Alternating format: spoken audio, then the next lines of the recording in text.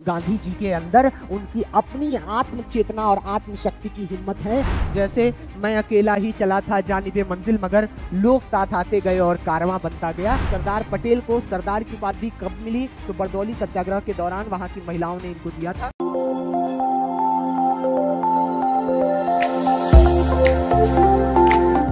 स्वागत है आप सभी का एग्जाम 30 के प्लेटफॉर्म पे। मैं रहबर नवाज, जिसे नवाज सर के नाम से भी आप सभी इस यूट्यूब चैनल पे जानते हैं, आज काफी महत्वपूर्ण टॉपिक मॉडर्न हिस्ट्री का लेकर के आया हूं। ये अपने आप में एक ऐसा टॉपिक है इतिहास का जो प्राचीन भारत से लेकर के आधुनिक भारत के इतिहास को जोड़ता है और उनकी कमियों और उनके उद्देश्यों को साथ में लेकर के जो उसकी पोटेंशियल रही है मध्यकालीन भारत की या फिर प्राचीन भारत की, उसका कॉम्बिनेशन, उसका जुड़ाव और उसका नेक्स्ट प्रोसेस हमें आधुनिक भारत में देखने को मिलता है। कई बार अध्यापकों को मैंने सुना है कि वो कहते हैं इतिहास बहुत ही बोरिंग सब्जेक्ट है और इतिहास में अगर सच में बेहतर टीचर ना मिले तो वो उसे और भी बोरिंग बना देता है। ये बिल्कुल ही मिथ्या है, गलत है। क्योंकि इतिहास सिर्फ बीते हुए काल का परिचय नहीं है। इतिहास सिर्फ गुजरे हुए जमाने के बारे में हमें नहीं बताता है। इतिहास को पढ़ करके हम वर्तमान को सही कर सकते हैं। इतिहास को पढ़ करके हम वर्तमान में उन उपलब्धियों को याद करते हुए जो मध्यकालीन भारत में हुए, प्राचीन भारत में हुए और स्वतंत्रता संग्राम आंदोलन के दौरान हुए, आज भी उसका प्रयोग करके हम आगे बढ़ सकते हैं और इस भारतवर्ष को आगे बढ़ा सकते हैं। बताइए, अगर किसी ऑर्गेनाइजेशन में आप काम कर रहे हो और उस ऑर्गेनाइजेशन में आपकी जाति धर्म अलग हो और आपके कर्मचारियों का जात धर्म अलग हो और दोनों में कॉन्फ्लिक्ट उत्पन्न हो, तो आपको नहीं लगता है कि आपको अकबर का शासनकाल पढ़ना चाहिए और उसकी राजपूत नीति पढ़नी चाहिए? अगर आप लगातार अपने उद्देश्यों में फेल होते जा रहे हैं और अचानक आप हिंसा का रास्ता अपना लेते हैं तो आपको जेल जाना पड़ता है कि नहीं पड़ता है? तो बताइए, हिंसा रास्ता है किसी भी काम को करने का या अहिंसा? तो क्या गांधी का मार्ग आज भी आपके लिए प्रासंगिक नहीं है? क्या यूक्रेन और रसिया लगातार लड़ रहे हैं, युद्ध का अब तक साल भर हो गया, समाधान नहीं निकला, तो क्या हिंसा हिंसा का समाधान कर सकती है? नहीं। कभी हिंसा के बदले हिंसा समाधान नहीं हो सकता है। हमें अहिंसा की ओर भागना होगा, हमें बातचीत से निकालना होगा हल। इसलिए इतिहास अत्यंत महत्वपूर्ण है वर्तमान को सही करने के लिए, और बीते हुए कल में जो अच्छी बातें हुई हैं उससे सीख करके हम वर्तमान में उसका इम्प्लीमेंटेशन भी कर सकते हैं। तो आइए इस महत्वपूर्ण सेशन को एक खूबसूरत पीपीटी के माध्यम से समझते हैं। 1857 से 1947 तक के भारतीय राष्ट्रीय आंदोलन की एक सूची और उस पे कुछ संक्षिप्त ज्ञान, ये प्रत्येक एग्जामिनेशन के लिए काफी महत्वपूर्ण हो जाता है। तो चलिए आगे बढ़ते हैं। इस पीपीटी में, आज के वीडियो में जो हम पढ़ने वाले हैं वो है 1857 का विद्रोह, भारतीय राष्ट्रीय कांग्रेस की स्थापना, स्वदेशी आंदोलन, मुस्लिम लीग की स्थापना, गदर आंदोलन, होम रूल लीग आंदोलन, चंपारण, खेरा, अहमदाबाद, रॉलेट, खिलाफत असहयोग, बरदौली नमक सत्याग्रह, सविनय अवज्ञा और भारत छोड़ो आंदोलन। पहला टॉपिक आता है 1857 की क्रांति, और यहां आपको दिख रहे हैं बहादुर शाह जफर। कौन दिख रहा है? बहादुर शाह जफर। तो क्या था ये 1857 का विद्रोह?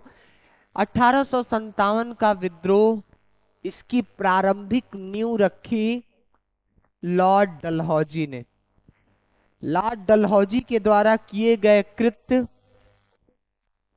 भुगतने पड़े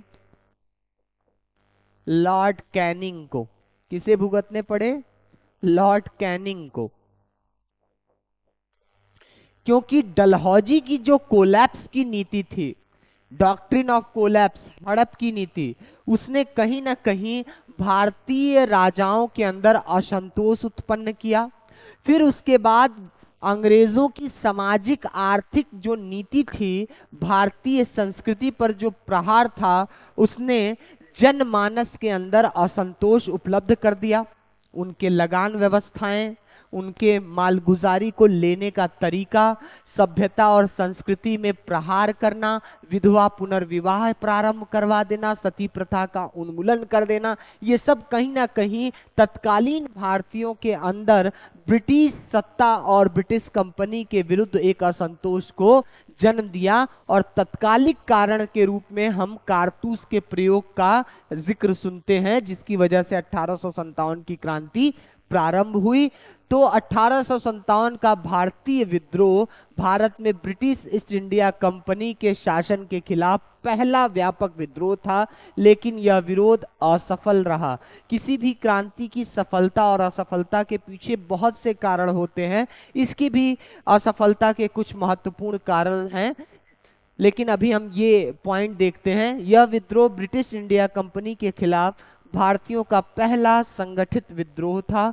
यह ब्रिटिश ईस्ट इंडिया कंपनी की सेना के सिपाहियों के विद्रोह के रूप में शुरू हुआ था, लेकिन आगे चलकर इसने जनता की भागीदारी भी हासिल कर ली थी। इस विद्रोह को कई नामों से जाना जाता है, जैसे सिपाही विद्रोह, भारतीय विद्रोह, महान विद्रोह। 1857 का विद्रोह स्वतंत्रता का पहला युद्ध था। यह विनायक दामोदर सावरकर द्वारा कहा गया था। अब ये 1857 की क्रांति के प्रमुख लीडर कौन थे, तो हम जानते हैं प्रमुख लीडर कौन है। पहला तो झांसी है। झांसी में कौन है? रानी लक्ष्मीबाई, रानी लक्ष्मीबाई। कानपुर में कौन है? तात्या टोपे, तात्या तात्या टोपे और नाना साहब। फैजाबाद जो आधुनिक अयोध्या है, यहाँ है मौलवी अहमदुल्ला। दिल्ली में कौन है? तो दिल्ली में है जनरल बख्श खां और बहादुर शाह जफर। जनरल बख्श खां।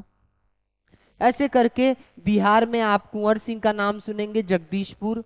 इनका गोरखपुर में जगोधर करके हैं एक, उनका योगदान है। तो ये महत्वपूर्ण टॉपिक हो जाता है 1857 की क्रांति का, जिसमें नीतियां जो थी डलहौजी की थी, और जिनके शासनकाल में ये हुआ वो लॉर्ड कैनिंग थे। ठीक है।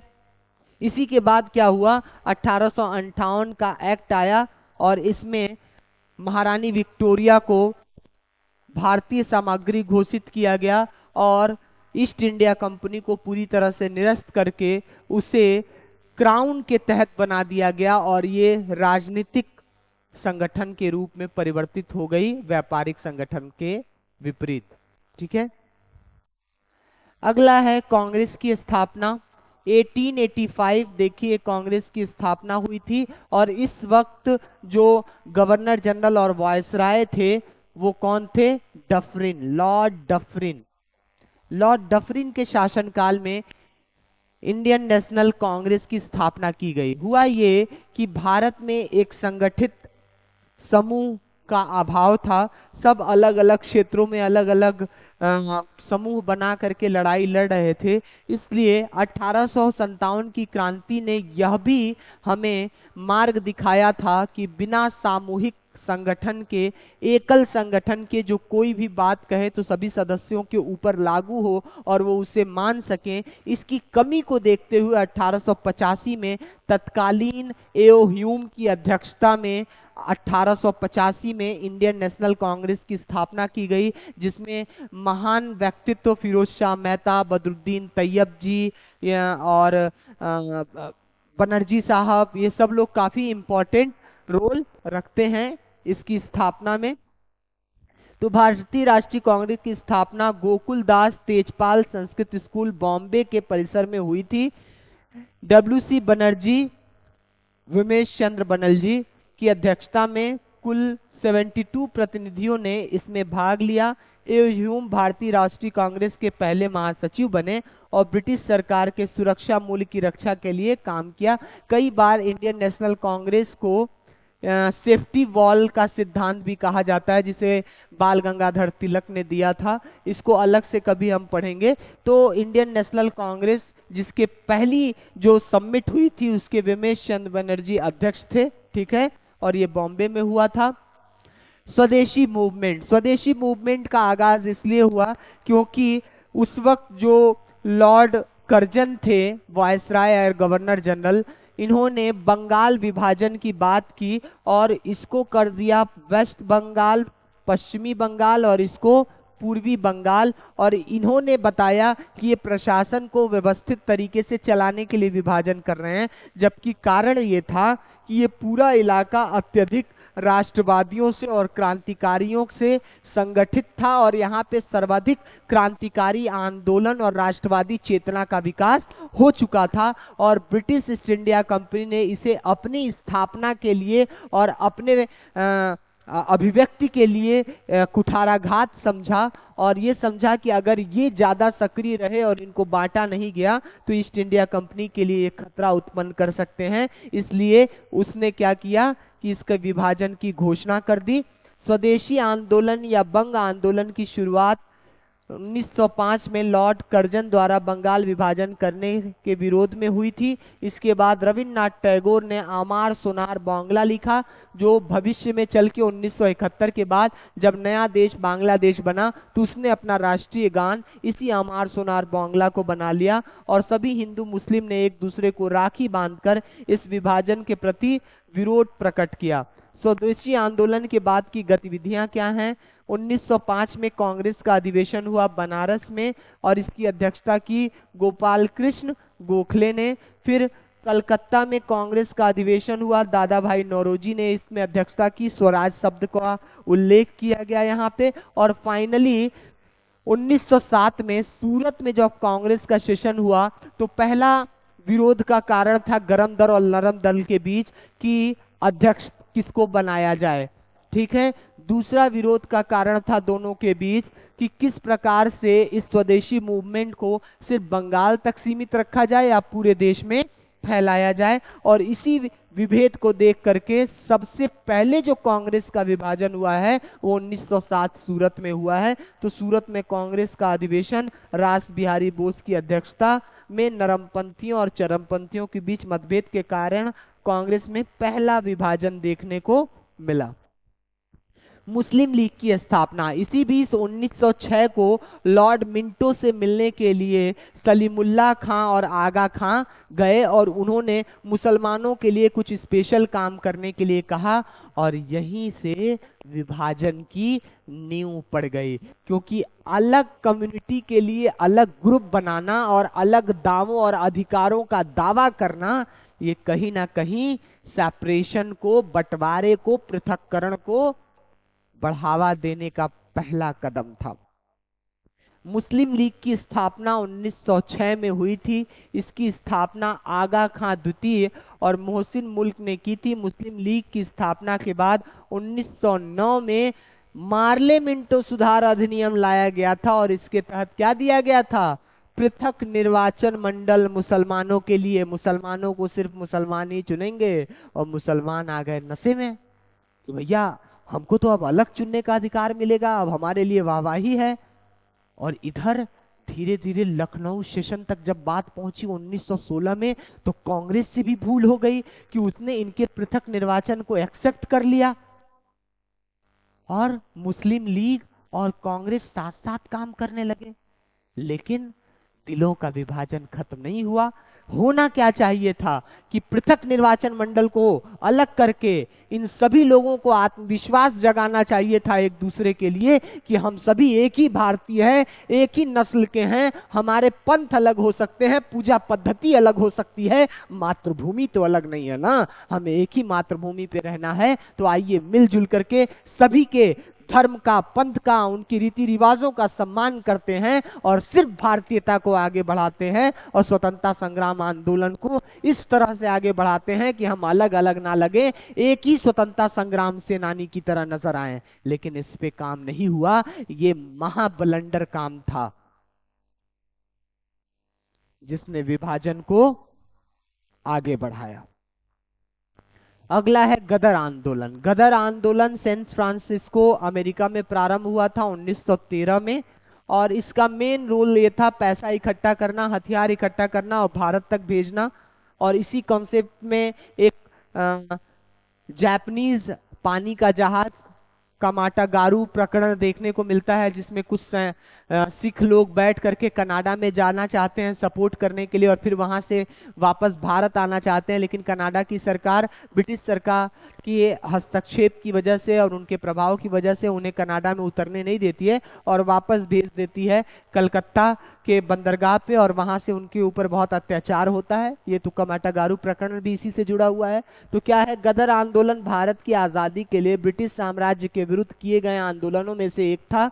लाला हरदयाल, बाबा हरनाम सिंह और बाबा सोहन सिंह भाकना और गुरदित सिंह आदि इस आंदोलन से जुड़े हुए थे, प्रमुख लीडर्स थे इसके। 1913 में पंजाबी भारतीयों के गुट ने भारत को ब्रिटिश राज से मुक्त कराने के लिए एक विद्रोह की योजना बनाई थी। इतिहास में इसे गदर आंदोलन के तौर पर जाना गया। गदर शब्द का अर्थ होता है विद्रोह। इसका मुख्य उद्देश्य भारत में क्रांति लाना था, जिसके लिए अंग्रेजी नियंत्रण से भारत को स्वतंत्र कराना आवश्यक था। गदर पार्टी का मुख्यालय सैन फ्रांसिस्को अमेरिका में स्थापित किया गया था। इसने युगांतर आश्रम नाम से एक संस्था भी स्थापित की थी, जिसका कार्य युवा भारतीयों में देशभक्ति की भावना फैलाना और उन्हें विद्रोह के लिए प्रशिक्षित करना था।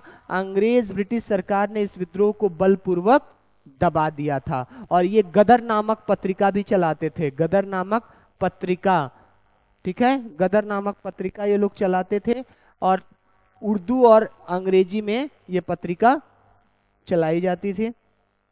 अगला है होम रूल लीग आंदोलन 1916। हुआ ये कि महात्मा गांधी के लौटने के बाद 9 जनवरी 1915 होम रूल लीग आंदोलन प्रारंभ हुआ। दो तरफ से, एनी बेसेंट महोदया जो कि आयरलैंड से संबंधित थी, और दूसरा बाल गंगाधर तिलक जब जेल मांडले जेल से लौट करके आए, तो उसके बाद उन्होंने भी क्या किया, इस आंदोलन को आगे बढ़ाया। होम का मतलब होता है स्वराज और रूल का मतलब होता है शासन, ठीक है। स्व होम मतलब अपना, और रूल मतलब शासन, यानी स्वराज का शासन, ठीक है। बाल गंगाधर तिलक द्वारा अप्रैल 1916 में स्वराज की मांग की गई और बेलगाम में होम रूल लीग आंदोलन शुरू किया गया। इसके बाद सितंबर 1916 में मद्रास के अडयार में एनी बेसेंट द्वारा भी होम रूल लीग की शुरुआत की गई। इसमें मोहम्मद अली जिन्ना वगैरह भी जुड़ गए, सरदार पटेल वगैरह भी जुड़ गए, और सीधे सरकार से मांग की गई कि हमें डोमिनियन स्टेटस टाइप का, यानी ब्रिटिश सत्ता के तहत ही हम रहें, लेकिन कुछ स्वतंत्रता भी हमें प्राप्त हो, ठीक है, उसकी डिमांड की गई। ये होम रूल लीग आंदोलन था। फिर चंपारण सत्याग्रह, महात्मा गांधी का भारत में पहला सत्याग्रह चंपारण। बिहार के किसानों ने महात्मा गांधी के नेतृत्व में 1916 में नील की खेती के लिए लगाई गई शर्तों के विरोध में अंग्रेजों के खिलाफ विद्रोह कर दिया। यह सत्याग्रह सफल रहा और अंग्रेजों को नील की खेती से संबंधित शर्तों को बदलना पड़ा। चंपारण सत्याग्रह 1917, ठीक है। पूर्वी चंपारण बिहार, अभी पूर्वी चंपारण का जिला है मोतिहारी, वहां का स्टेशन पड़ता है, वहीं महात्मा गांधी पहुंचे थे मोतिहारी में, और इनका पहला ये सम्मेलन था। 1916 का जो लखनऊ अधिवेशन हुआ था, लखनऊ अधिवेशन, और इसकी अध्यक्षता की थी मजूमदार साहब ने। इसी में राजकुमार शुक्ल बिहार के आदमी आए थे, और उन्होंने, बिहार के एक नेता थे राजकुमार शुक्ल, वो गांधी जी से रिक्वेस्ट किए थे और चंपारण की हालत के बारे में बताया कि अंग्रेज नील की खेती करने के लिए विवश कर रहे हैं, और महात्मा गांधी आप हमारे साथ चलिए। तो महात्मा गांधी पहले पटना पहुंचे, फिर पटना से मोतिहारी पहुंचे, और चंपारण में पहुंचते ही वहां के निषेधाज्ञा लगा दी गई, गांधी जी को गिरफ्तार किया गया, कोर्ट में केस चला। फिर गांधी जी ने कहा मैं लौट कर तो नहीं जाऊंगा। गांधी बनना इतना आसान नहीं है। अपने मूल्यों, अपने सिद्धांतों पर टिका रहना और किसी भी हालत में अपने सामने खड़ी हुई हिमालय पर्वत की जैसी मुश्किलों को भी अपने से बड़ा नहीं मानना, क्योंकि आदमियत का विकास वहीं से होता है जहां से हिम्मत और ताकत उसके साथ होती है। गांधी जी के अंदर उनकी अपनी आत्म चेतना और आत्म शक्ति की हिम्मत है, जो उन्हें किसी भी परिस्थिति में अपने मूल्यों और सिद्धांतों से हिलने नहीं देती है। यही कारण था कि चंपारण के जज ने खुद मुचलका दे करके उन्हें छुड़वाया और कहा, जाइए, मैंने आपको छोड़ दिया, आप जहां जाना चाहते हैं जाइए। ये सिर्फ गांधी कर सकते थे, दूसरा नहीं कर सकता था। अगला है खेड़ा सत्याग्रह। 1918 में किया गया यह सत्याग्रह भारत में गुजरात के खेड़ा जिले में हुआ था। यह ब्रिटिश भारत के समय महात्मा गांधी के द्वारा आयोजित किया गया था। भारतीय स्वतंत्रता आंदोलन की बात की जाए तो यह सत्याग्रह इस कड़ी में एक बहुत बड़ा विद्रोह था। चंपारण सत्याग्रह के बाद यह दूसरा सबसे बड़ा विद्रोह था। यहाँ भी किसानों से लगान लेने से संबंधित विवाद था। यहाँ पे अहमदाबाद मिल हड़ताल भी 1918 में, जब भारत में प्लेग फैला हुआ था, उस समय यह घटना हुई। मजदूर प्लेग बोनस की डिमांड कर रहे थे। महामारी की वजह से मिल के मजदूर और कर्मचारी आदि काम छोड़कर अपने अपने घर जा रहे थे। तब अहमदाबाद के मिल मालिकों ने उन लोगों को महामारी खत्म होने के बाद 35% का बोनस देने का लालच देकर उन्हें वहां से जाने से रोक लिया, लेकिन बाद में वह मिल मालिक अपनी बात से मुकर गया। जब महात्मा गांधी ने अहमदाबाद के मिल मजदूरों द्वारा उन मिल मालिकों के खिलाफ आंदोलन करने के लिए आयोजित इस सत्याग्रह का नेतृत्व किया, जिन्होंने मिल मजदूरों को मजदूरी देने से मना कर दिया, यह महात्मा गांधी का पहला भूख हड़ताल और सत्याग्रह भी था। यानी महात्मा गांधी ने जिस पहले आंदोलन में भूख हड़ताल किया वो अहमदाबाद मिल आंदोलन था, और इसमें अनसुईया बेन ने इनका सहयोग किया था। ठीक है, अनसुईया बेन ने। अगला है रॉलेट सत्याग्रह। बिना दलील, बिना वकील और बिना अपील का कानून, यानी इसमें किसी को भी शक के आधार पर गिरफ्तार किया जा सकता था और अंग्रेजी सत्ता के तहत जेल में डाला जा सकता था। तो रॉलेट सत्याग्रह क्या था? 6 अप्रैल 1919 को महात्मा गांधी ने ब्रिटिश सरकार द्वारा पारित अन्यायपूर्ण रॉलेट एक्ट के खिलाफ एक अहिंसक सत्याग्रह शुरू किया था। इस अधिनियम द्वारा सरकार को बिना किसी मुकदमे के अधिकतम 2 साल की अवधि के लिए आतंकवादी गतिविधियों के संदिग्ध किसी भी व्यक्ति को कैद करने की शक्ति दे दी। इसने बिना वारंट के गिरफ्तारी का भी प्रावधान किया। निषिद्ध राजनीतिक कृत्यों के लिए पूरी जूरी रहित ट्रायल थे। दोषी लोगों को उनकी रिहाई पर प्रतिभूति जमा करनी थी और किसी भी राजनीतिक और धार्मिक और शैक्षणिक गतिविधियों में भाग नहीं लेना था। इस एक्ट को गांधी जी ने काला कानून कहा और पुलिस को भारी शक्ति देने वाले इस अधिनियम का लोगों ने विरोध किया। इस अधिनियम को गांधी जी ने ना दलील, ना वकील, ना अपील के रूप में परिभाषित किया और इसी के तहत सैफुद्दीन किचलू और सतपाल को गिरफ्तार कर लिया गया और उनकी गिरफ्तारी के विरोध में जलियांवाला बाग में, ये देखिए जलियांवाला बाग में लोग विरोध प्रदर्शन कर रहे थे और उस वक्त वहां जनरल ओ डायर ने निषेधाज्ञा लगाई थी और उसका कोई प्रचार प्रसार नहीं था कि एक जगह 4 से ज्यादा लोग इकट्ठा नहीं हो सकते हैं। और ये बिना जाने बूझे ये लोग, जिनको खबर ही नहीं थी कि जनरल ओ डायर ने किस प्रकार की निषेधाज्ञा लगाई थी, ये लोग वहां पे इकट्ठे होकर के शांतिपूर्ण ढंग से विरोध कर रहे थे और इसको जनरल ओ डायर ने अपनी ईर्ष्या, अपने ईगो पे लिया और इसे ब्रिटिश सत्ता के खिलाफ मारा और उन्हें एक वक्त, एक मौका भी नहीं दिया कि वो बाहर निकल सके। पूरे ग्राउंड को घेर लिया गया और गोलियों से बरसात की गई और हजारों भारतीय लोग शहीद हो गए। खिलाफत आंदोलन। खिलाफत आंदोलन भारतीय राष्ट्रवाद से संबंधित एक बहुत बड़ा आंदोलन था जो प्रथम विश्व युद्ध के बाद के सालों में भारतीय मुसलमानों के द्वारा किया गया था। इस आंदोलन का उद्देश्य ब्रिटिश सरकार पर दबाव बनाना ताकि ब्रिटिश सरकार इस्लाम के खलीफा के रूप में तुर्क सुल्तान के अधिकार को बनाए रहने दे। हुआ ये कि जब प्रथम विश्व युद्ध हुआ तो उसके दौरान तुर्की को क्या किया गया, बांट दिया गया। और ब्रिटिश सत्ता ये काम की कि तुर्की के जो खलीफा थे उस वक्त, उनके अधिकारों को छीन लिया गया और इसकी वजह से भारत के मुसलमान रुष्ट हो गए, नाराज हो गए। और फिर खिलाफत कमेटी गांधी जी की अध्यक्षता में बनाई गई और डिमांड किया गया कि खलीफा का अधिकार क्षेत्र वापस किया जाए और उनको पुनः वो सारी शक्तियां दी जाए जो पहले से थी। तो गांधी जी ने इस आंदोलनों को, जो मोहम्मद अली और शौकत अली के नेतृत्व में चल रही थी, उनको सपोर्ट देने की बात की, ताकि ये एक माध्यम बन सके मुसलमानों को पुनः भारतीय स्वतंत्रता संग्राम में जोड़ने का। तो गांधी जी ने इसको स्वर्णिम अवसर के रूप में देखा और समर्थन दिया। असहयोग आंदोलन।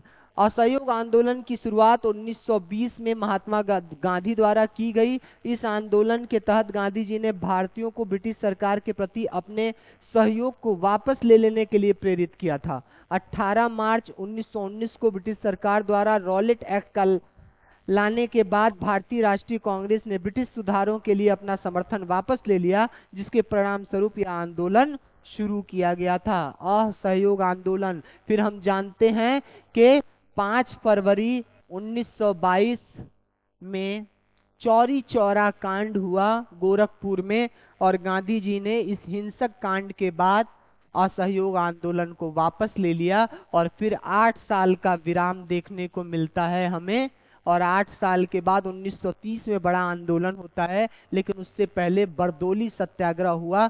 4 फरवरी 1928 सरदार पटेल, पहले गृह मंत्री, पहले उप प्रधानमंत्री, शानदार व्यक्तित्व।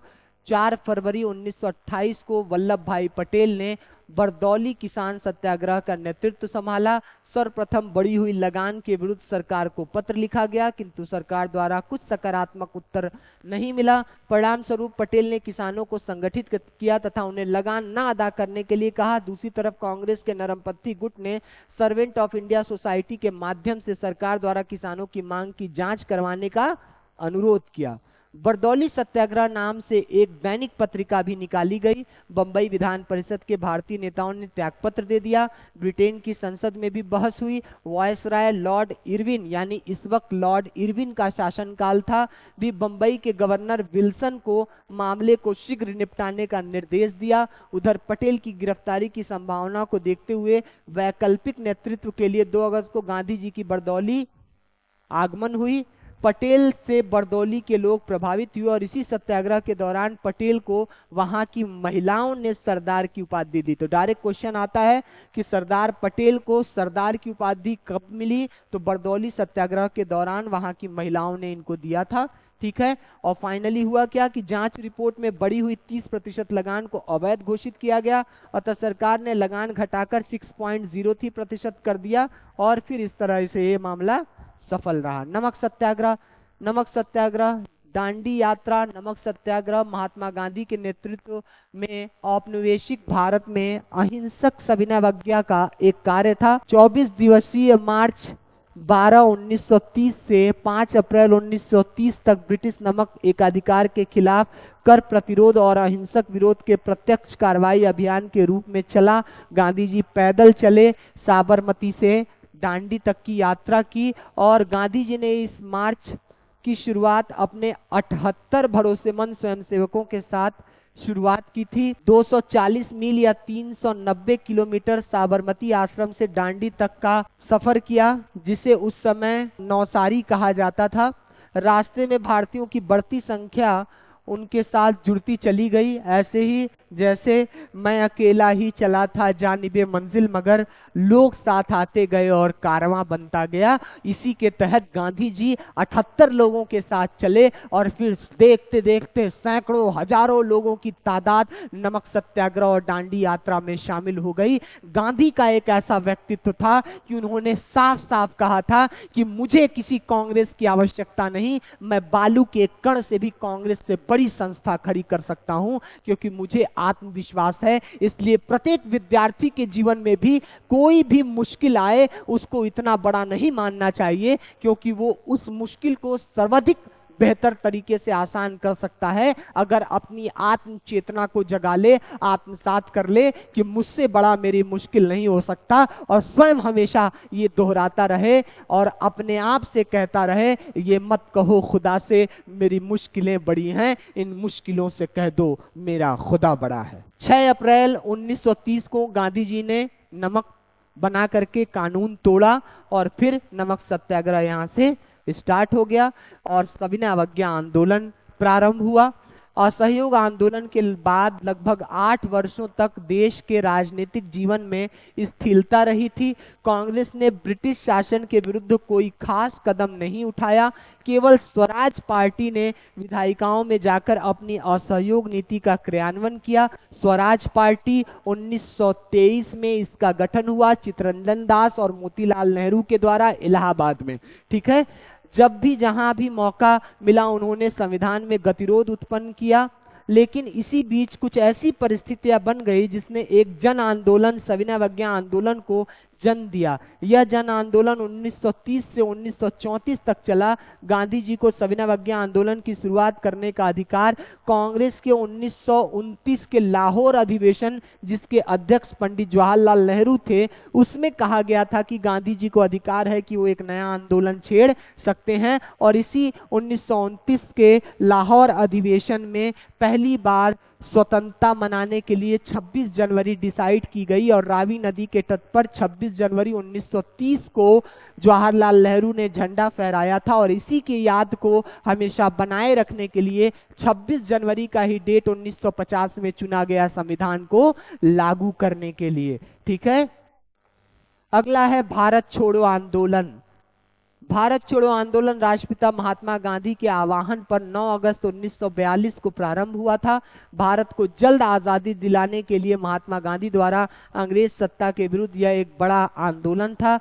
क्रिप्स मिशन 3 लोग आए थे 1942 में भारत में बात करने के लिए यहाँ के नेताओं से कि किस प्रकार से सत्ता हस्तांतरण किया जाए या फिर संविधान में बनाने के लिए संशोधन किया जाए कानून ला करके कि आप लोग संविधान बनाइए, लेकिन ये विफल रहा था। गांधी जी ने एक और बड़ा आंदोलन प्रारंभ करने का निश्चय कर लिया था। इसी आंदोलन को भारत छोड़ो आंदोलन का नाम दिया गया।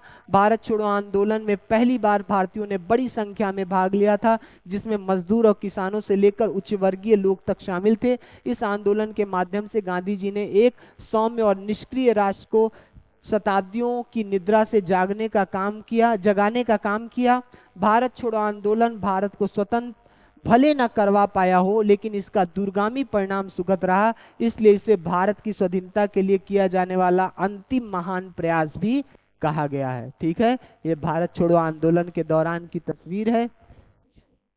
1942 के आंदोलन की विशालता को देखते हुए अंग्रेजों को यह विश्वास हो गया कि वह भारत में शासन का वैध अधिकार खो चुके हैं। इस आंदोलन के कारण विश्व के कई देश भारतीयों के समर्थन में खड़े हो गए और 1942 को चीन के तत्कालीन मार्शल चियांग काई शेक ने संयुक्त राज्य अमेरिका के राष्ट्रपति रूजवेल्ट को एक पत्र में लिखा कि अंग्रेजों के लिए सबसे उचित नीति यही है कि वे अब भारत को पूर्ण स्वतंत्रता दे दें। रूजवेल्ट ने भी इस बात का समर्थन किया।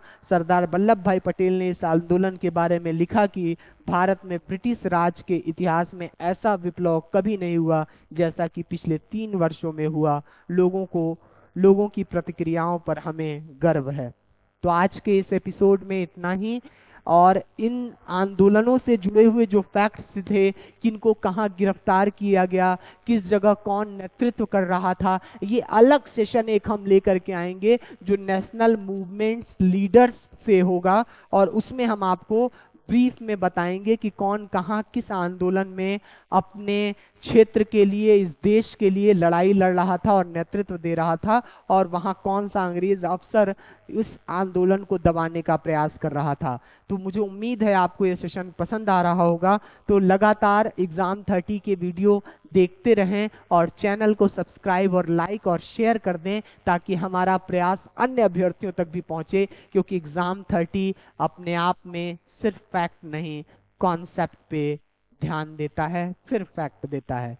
देखते रहें एग्जाम 30 और मुस्कुराते रहें और अपनी सफलता के लिए लगातार संघर्ष करते रहें। Thanks for watching. जय हिंद।